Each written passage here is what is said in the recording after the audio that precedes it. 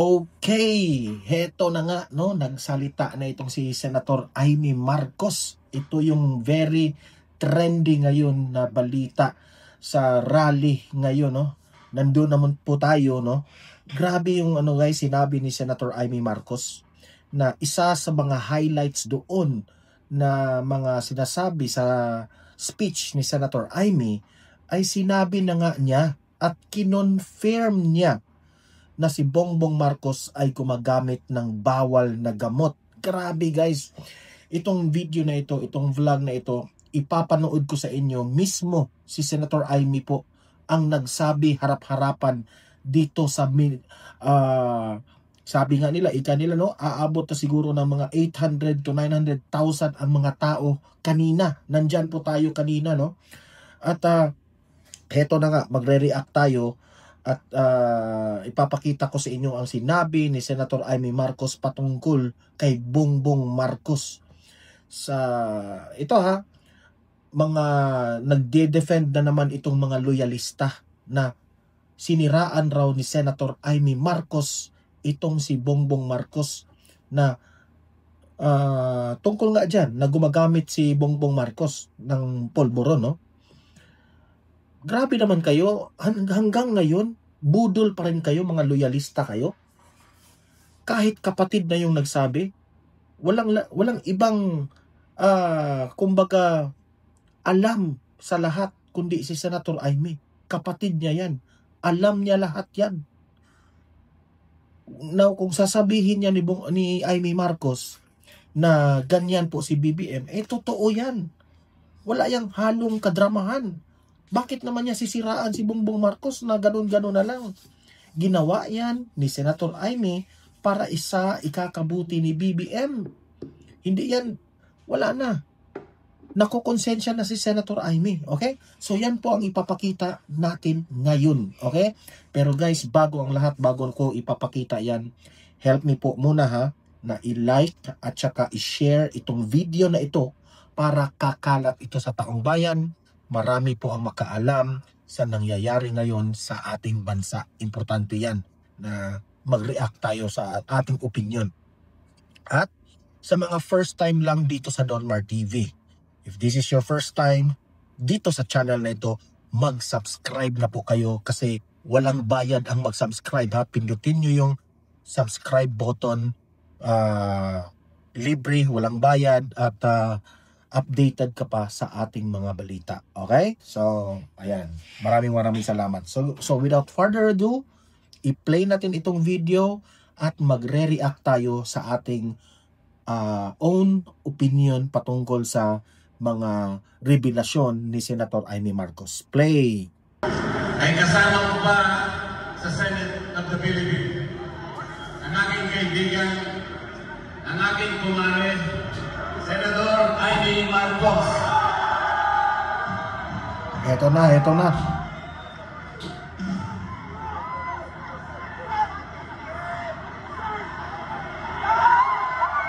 Ayan na si Senator Amy. Alam niyo, no, bago siya nag-speech, makita mo talaga sa kanyang mukha, no, na ramdam na niya na masasaktan siya sa kanyang speech. Kasi ibubulgar na niya ang maling gawain ng kanyang kapatid. Mahirap yan, kapatid niya yan. Nasasaktan rin yan, di ba?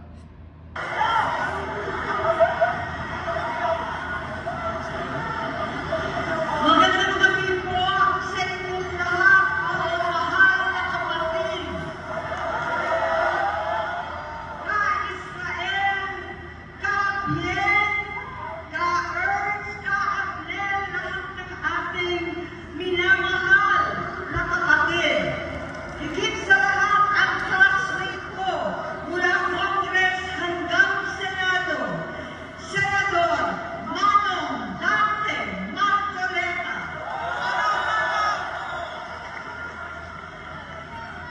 Napakahirap po ang pumunta, tumayo,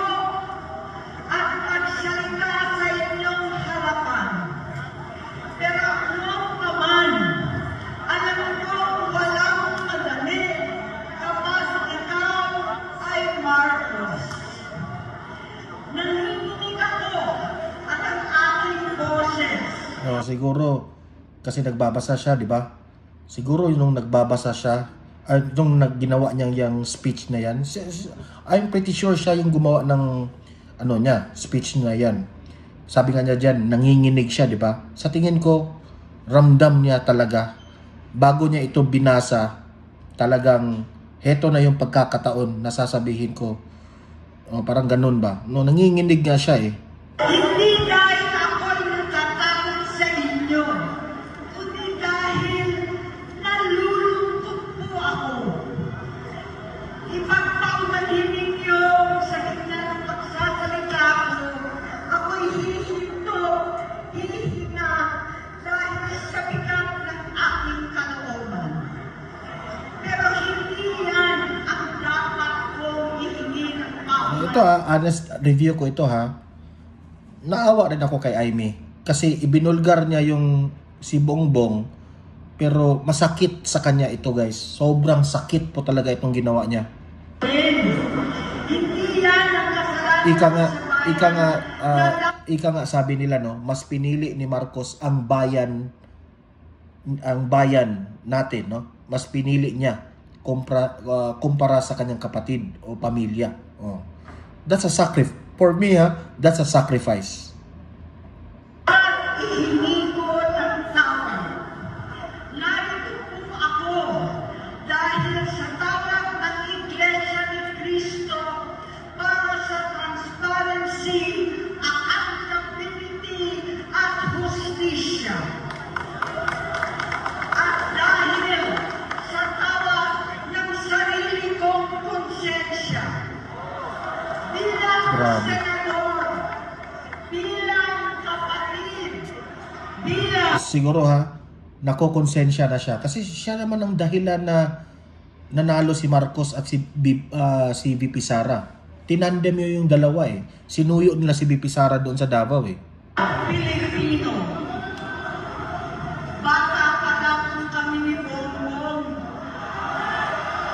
Alam na ng buong pamilya ang problema sa kanya. Grabe.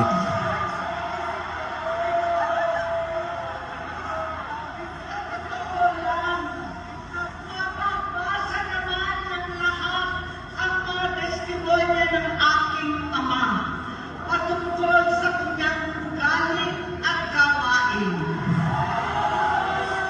Noon, dahil may tatay pa kami, hindi ko pa siya responsibilidad. Noong tumatanda, ay mas naging nakakabahala. Patid ko na nagdadrag siya. Grabe, guys. Ayan umiiyak siya nung sinabi niya na nagdadrag siya. Grabe. Alam mo, totoo ito. This is betrayal of public trust, Bongbong Marcos. Mag-resign ka na. Mag-resign ka na. Alam mo, no? Ipinagtanggol pa ni Auntie Claire Castro, no? Sa kabilang vlog natin, after this one, magbablog ako ulit, no? Ibablog natin yung si Auntie Claire Castro na siniraan raw ni Aimee Marcos, si BBM. Hindi sila naniniwala, sina Castro, na gumagamit si Bongbong Marcos. Grabe naman kayo. Ganyan na ba kayo ka nabudol?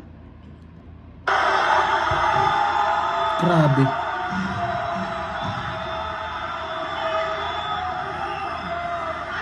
Pamilya, nalaman ng pamilya, seryoso ito. Minsan, kami ng Presidential Guard at Metro Manila ang naglilinis tuwing nagpa-party sila. Grabe. Si Aimee lang nagsabi Nabuhay kami magkakapatid sa ibang bansa. Kami-kami lang. Kinumbinsi ko pa si Bongbong. Alam mo, Senator Aimee, saludo po kami sa ginawa mo, no? Grabe itong sakripisyong ginawa ni Senator Aimee, guys. Believe na believe ako sa kanya. Mahirap yan, kapatid mo yan, kadugo mo yan eh. na nilaglag mo para sabihin mo lang yung totoo para sa bayan natin. Kasi kawawa po ang ating bansa. Kawawa po ang ating bansa sa meron tayong presidente na bangag. Hindi na po matino ang kanyang utak. Kaya nga itong mga bagyo na ito, hindi na niya kaya. Itong korupsyon na lumalaganap, hindi na niya kaya ni Bongbong Marcos. Kasi nga gumagamit eh.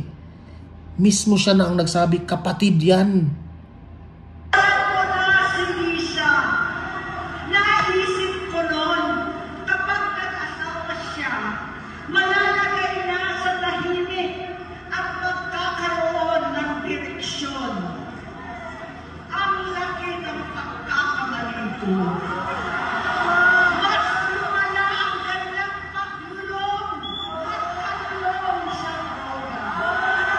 Grabe.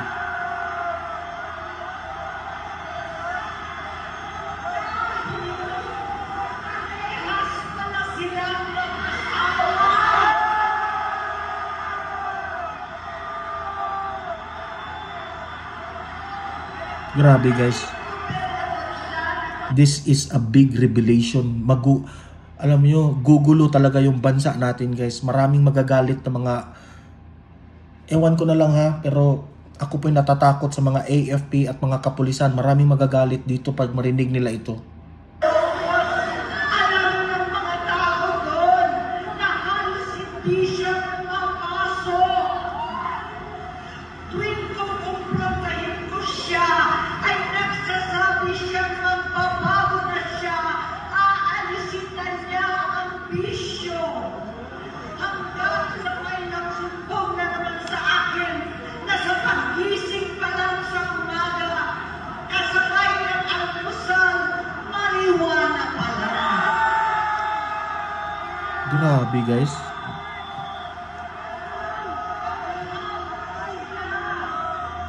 Lahat sila nagiinom na ng gumagamit ng cocaine.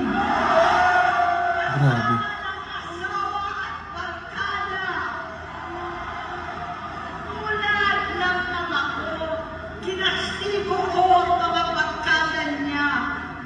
Ang nasilang si Bong Dasa, si Edwin Cruz, Inigo, Tony Boy, Sam Anton, alam po ninyo yan. Paano nagre-resign na sa takot ang mga pulis nila at staff dahil sa lumalalang bisyo. Inayos ko sila dahil gusto niyang ituwid ang buhay niya. Gusto niyang mag-vice-presidente. Hindi siya pinalag at lalo nagkaroon ng oras para sa bisyo. Simula noon, naging malabo sa amin ang lahat. Kaysa mag-away, bigla na lamang lumayo ang loob namin sa isa't isa. Noong 2016, Grabe guys. kasabay ng Dapat talagang magpa-drug test na si BBM, no? If you think BBM na siniraan ka lang ng kapatid mo dahil sa politika, i-prove mo sa amin ngayon, magpa-drug test ka, no? Magpa-drug test ka. ng dating Pangulong Duterte naman sa droga. Lumabas ang pangalan ni Bongbong sa listahan. Grabe. Nakasama siya sa listahan ng mga celebrities, mga artista, Maricel Soriano at iba pa. Grabe. Masinsinan kong kinausap si Pangulong Rodi. Halos manikluhod ako. Sinabi Nagmakaawa pala siya kay Duterte na wag na lang isama yung pangalan ni BBM. Eh, syempre si Duterte, no? Dahil sa respeto niya kay Manang Aimee, dahil si Manang Aimee naman ay tinulungan niya itong si Duterte sa kampanya. Yun siguro, no? Naawa rin si Duterte, pero ito yung nangyari. Hindi nagbago si BBM. ayon sa kapulisan, dapat unahin, usigin ang mga pusher at saka na lamang sagipin ang mga user. Naligtas si Bongbong. Grabe. Labis ang takot ko at pag-aalala. Kinausap ko siya at nagsabi siyang talagang siya ay nagbabago na. Muli at lagi, hindi ako nawalan ng pag-asa. Ako'y naniwala ulit. Mula noon ang natatanggap ko na lang na balita tungkol sa kapatid ko ay regla na magpapaduktor. Kaya kumarma naman ako. Inisip ko, totoo, dahil nakapera na ang tuhod niya sa gout. Siguro, totoo na ito. Hanggang nito, nalaman ko na tuloy ang paggamit niya sa mga party na garapalan na nakakain ng droga. Grabe. Pinagmamalaki pa ng mag-asawang kayang-kaya nila ang microdosing ng cocaine. Hati-hatiin daw para 4 na beses sa isang araw. Hindi mabibisto. Grabe. Ang magpapadoktor, pinalabas nila ang pag-stem cell. Nagpapaligtad ng dugo, nagpapa-blood transfusion. Kayang-kaya raw, hindi ko maintindihan ang pinagsasabi. Noong 2021, kahit papano, nagkikita kami at nagkakausap. Sumamba siya sa aking talagang hinintunan niya. Naniwala ako kasi sabi niya gusto niyang tumakbo. Ang sabi ko, tutulong ako sa abot ng aking makakaya. Ipinakilala ko si Bongbong kay Inday. Naging magkatandem sila.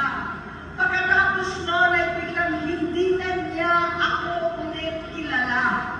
Kahit si Inday, Grabe, no? Pati si Senator Amy Marcos, ginamit rin ni Bongbong Marcos. O, yan ang sabi niya, pagkatapos ng nanalo, ng ipinakilala na ni Senator Amy Marcos, itong si Bongbong Marcos at si VP Sara, parang binabaliwala na si Amy, na siya pa yung tumulong.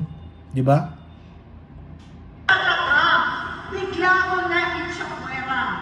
Kahit ganon, nakampanya pa ako para sa kanya.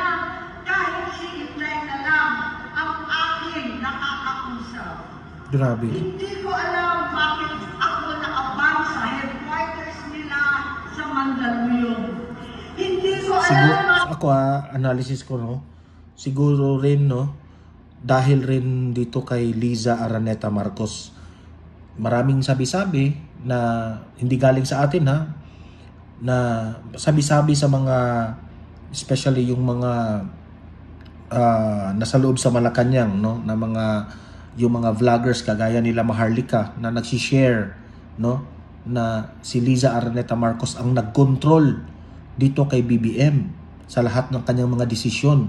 Kasi si Liza naman yung medyo may alam sa batas kasi abogada di ba? So kaya siguro, no, lumaki rin ang ulo ni BBM kasi nahawa na rin sa kanyang asawa. Oh. walang nagre-report sa akin tungkol sa kampanya. Sa totoo lang, masakit man aminin, nung dinidisqualify na siya, halos papaboran ko na sana dahil may nagsumbong sa akin mula sa kanyang campaign team na gumagamit na naman siya. Grabe. Nung sinabihan ko, siya at mga taong nasa paligid niya, nagkaisa silang tuluyan akong alisin sa kampanya na ako naman ang bumuo. Sinabi nilang gusto ko na siya ay ma-disqualify para ako ang pumalit. Hindi totoo yun! Iniisip ko ang kalagayan ng aking kapatid at paano siya magsisilbi kung ganyan ang kalagayan niya. Pero pinaparating sa akin na hindi siya lulong at minsan na lamang tuwing nagpa-party.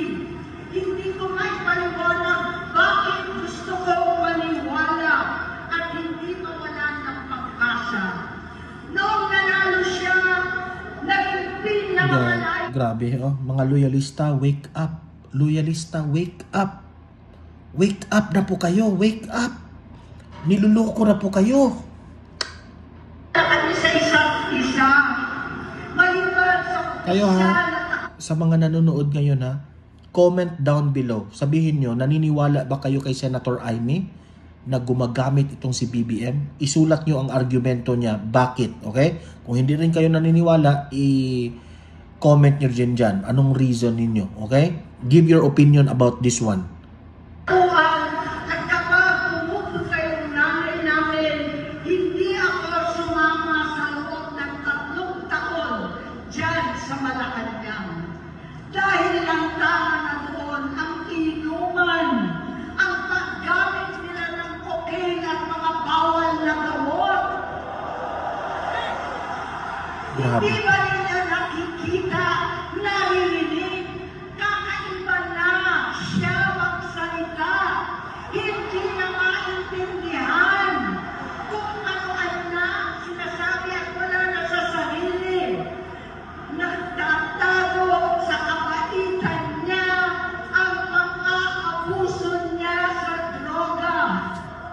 Diba? Kaya pala, si Amy na ang nag-confirm ha, kaya pala, parang natuna-tuna yung pagsasabi ni, yung every time na i-interview itong si BBM, parang nagkautal-utal yung bibig niya, di ba? Ganon na yung bibig. Siya mismo ang nakapansin niya kasi siguro itong si Senator Amy Marcos, dati hindi po ganyan magsalita si BBM. Pero ngayon, utal-utal, parang parang epekto yan sa gumagamit ka. At kung meron tayong presidente na gumagamit, kawawa yung bansa natin kasi yung utak hindi na matino. At kapag gumagamit ka, no, that is betrayal of public trust. Kapag malaman yan na totoo, may ebidensya na gumagamit si BBM, yan talaga, that is, sabi nga nila, that is an impeachable offense. Bunga na ito ng mga nakakapinsalang maling desisyon. Hinayaan niyang kumilos ang mga nakakalibot sa kanya. Yung mga umaastang presidente habang nilulunong siya ng mga umaastang presidente. Si Martin Romualdez na yung pinatutungkulan niya dyan. Pinagawin ng kausap. Sa harap ng publiko, pinipilit ko magmukha kaming maayos. Pero wala na kaming koneksyon. Hindi ko hinihiling na maunawaan ninyo ako, lahat kayo. Sa palagay ko, ang makakaunawa lamang sa akin ay ang mga pamilya may pinagdaanan sa adiksyon, sa inom, sa sugal, sa alak, sa bisyo, higit sa lahat, sa droga. Pagkat hindi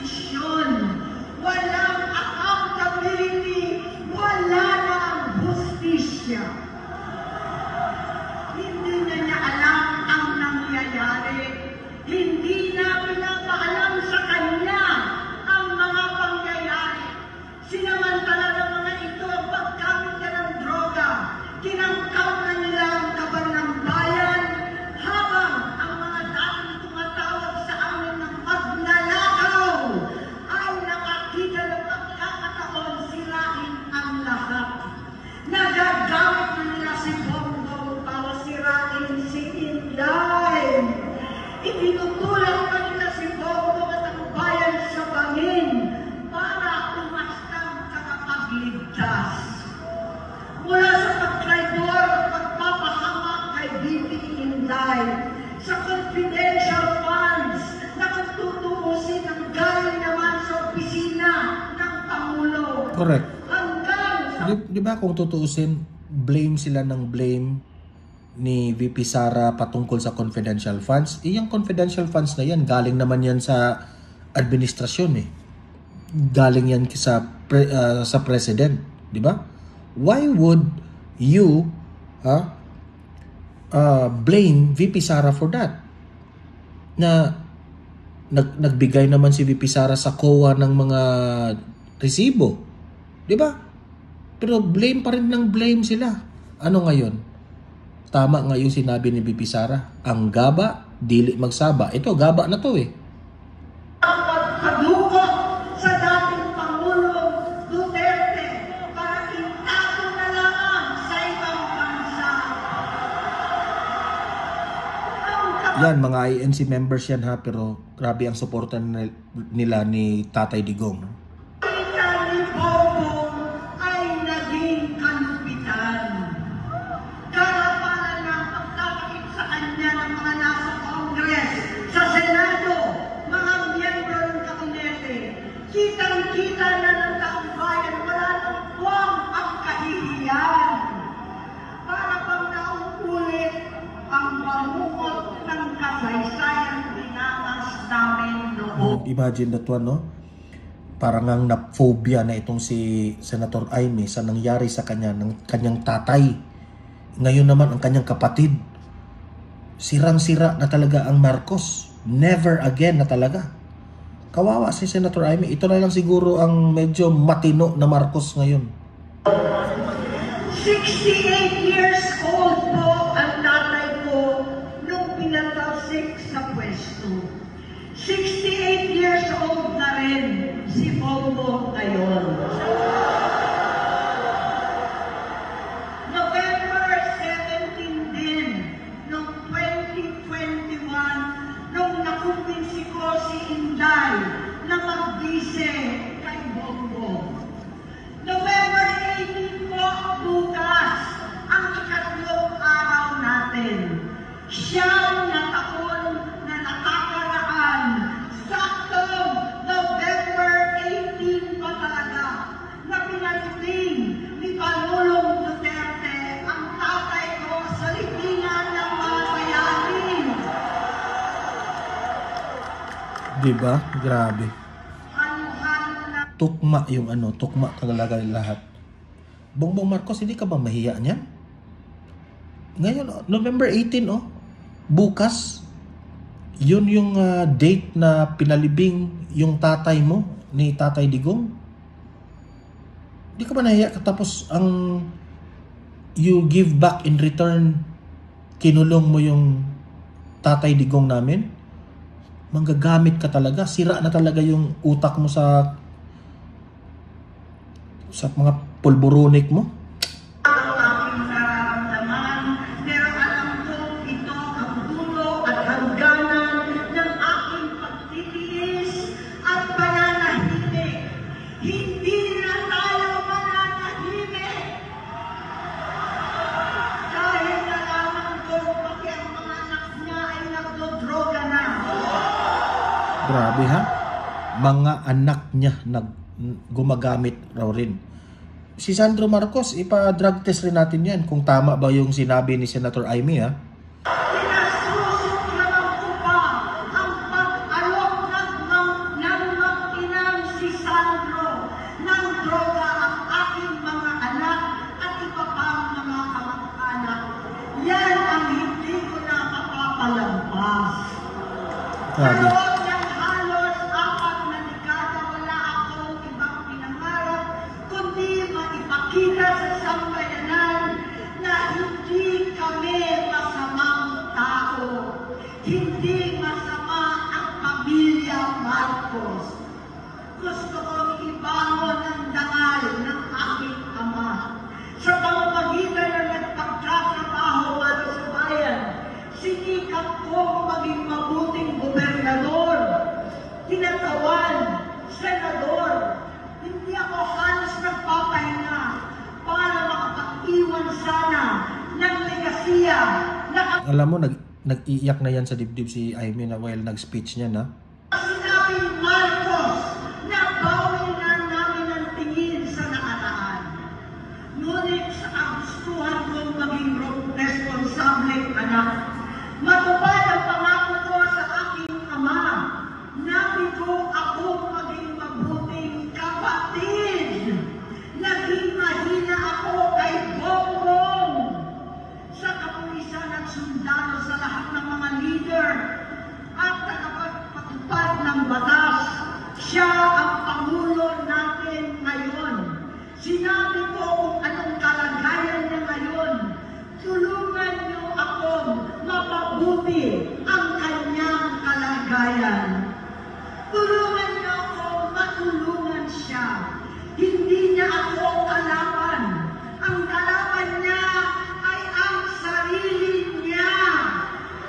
Correct. At nadadamay ang bansa sa laban na yan. Damay talaga. Bilang senador at lingkod bayan, batid ko ang mga problema at gaya ng bayan, alam ko rin ano ang solusyon. Sa pagkakawatak-watak, patuloy na pamumulitika, pagnanasa sa kapangyarihan ng mga talunan naman, kaguluhan sa Mindanao, alanganing giyera sa China at Estados Unidos, kawalang pananagutan sa flood control scam, karapalang kahiman, panggigipit sa hindi kaalyado, pagkakanulo sa kapwa Pilipino, pagsakit sa dating Pangulong Matandang may sakit upang ihagis lamang sa bansang dayuhan, pagsagsag ng piso, paglaganap ng gutom, Grabe. paghihingalo ng ekonomiya, at pagsasawalang bahala sa taong bayan. Ang delubyo at kalamidad na nagdudulot ng panusa, ang korupsyon na Grabe guys, matindi itong sinabi ni Senator Amy. Pasabog talaga ito. Ewan ko na lang ha. Baka bukas meron na talagang mag-resign ng mga gabinete, mga government na nagkatatrabaho dyan kay BBM. Yung si Bersamin nga eh. Yun pa, questionable pa yung kay Bersamin at yung si Pangandaman, no? What's the real reason bakit nag-resign sila?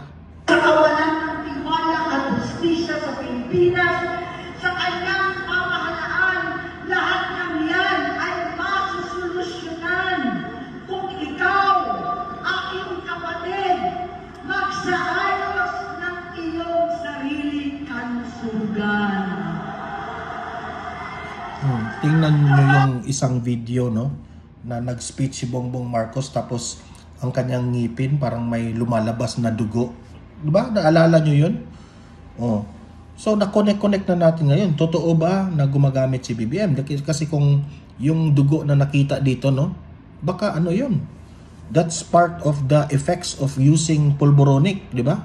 Kung pa ang ingay sa politika, kapag umuwi na kami sa aming pamilya, hindi bilang senador, kundi bilang ate, bilang si Manang Amy ni Bonget. Kaya ito sasabihin sa harap ng taong bayan, sa harap ninyong lahat, at sa harap ni Bongbong. Bonget, magtatatlong taon na tayong hindi nagkakausap. 3 taon ko nang sinusubukan ulit na ako'y pakinggan. Siguro ngayon ay makakarating ng buo ang gusto kong sabihin. Walang mababawasan, hindi matadagdagan. Bongbong, nag-aalala sa'yo si Manang. Tuwing nakikita kita sa TV, gusto kitang puntahan. Napakalaki ng pinagbago mo. Itsura, pagsasalita, takbo ng pag-isip. Minsan, napapatanong ako sa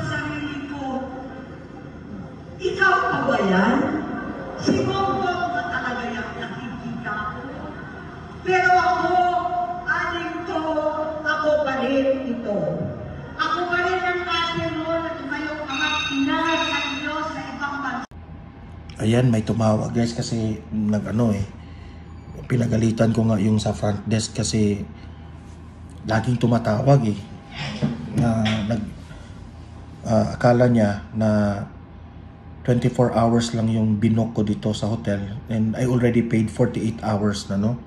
Tapos sabi ko stop calling, refrain from calling kasi naglo-vlog tayo, no? Kasi pangatlong beses nang tumawag yan kasi nag-request ako ng extra soap kasi naubos.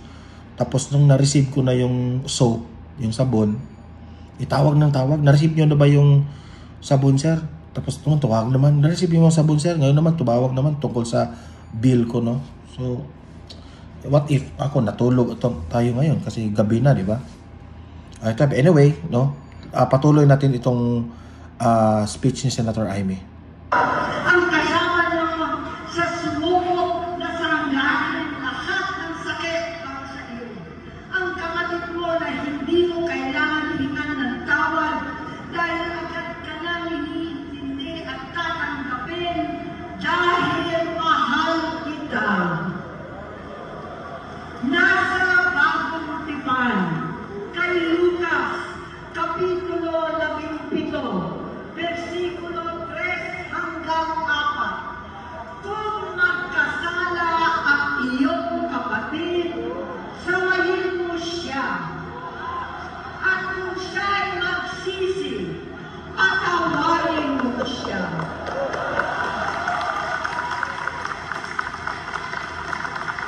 Tama na, aling ko. Tapusin mo na ang Ito yung speech nga si Senator Amy, parang kung sasabihin ninyo na parang naninira siya kay BBM, no? Sabi ni Auntie Claire Castro, naninira itong si Senator Amy. Hindi yan paninira, payo yan ng isang kapatid. Payo yan ng isang matandang kapatid.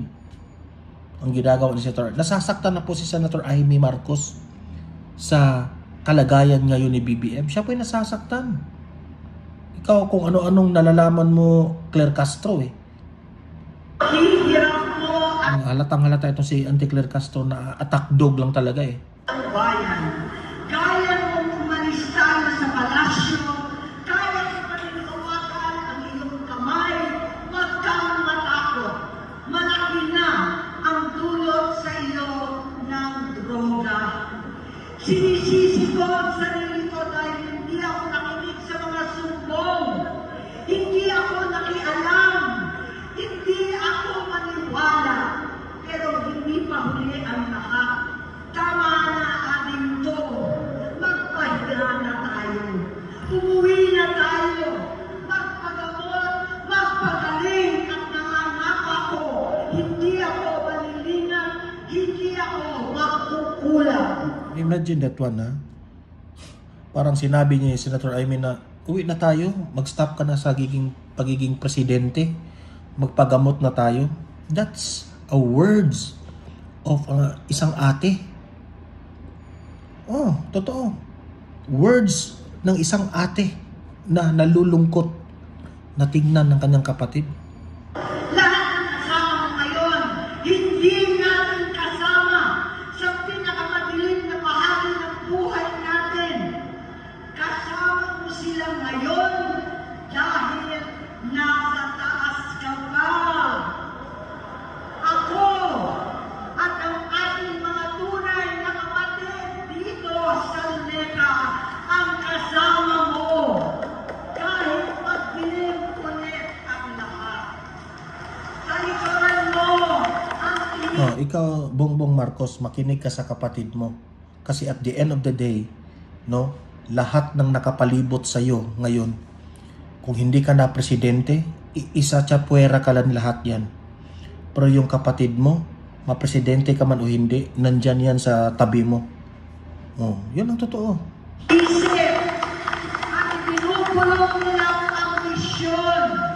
Unahin na natin ang kalusugan mo dahil sa adiksyon na bigyan mo ng malubhang karamdaman ang buong bansang Pilipino.